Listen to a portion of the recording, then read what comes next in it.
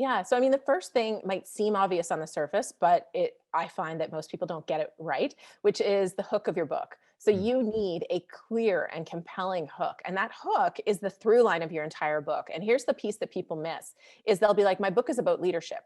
That's not the hook. That's not going to sell your book. A leadership book has to be something that a reader goes, I need that right now.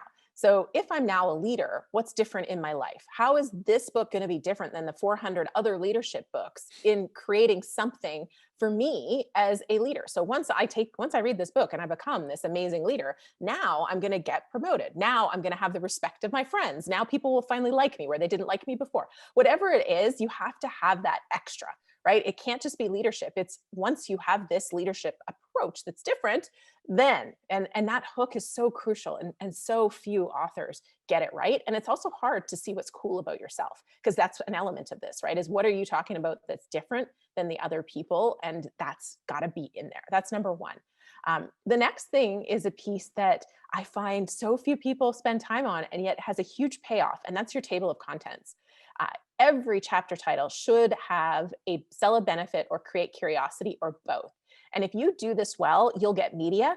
When you're talking to people, this they'll be like, hey, can you do a workshop on this? Can you, oh, I'd love to hire you to do this chapter for me. So if you can think of that as every chapter title has to sell something, if you think of it as a course, if you think of it as a workshop title, you will spend more time on your chapter titles. And I've seen it with my own books. I've had one title in my second book called You Are Who Google Says You Are.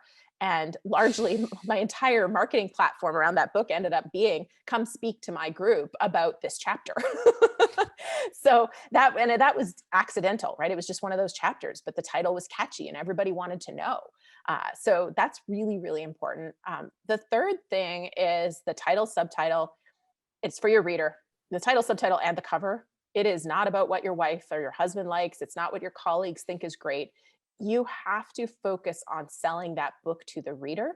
And you have to choose a title that is going to be something that's going to resonate with them and go, okay, this book is obviously for me. I need to pick it up.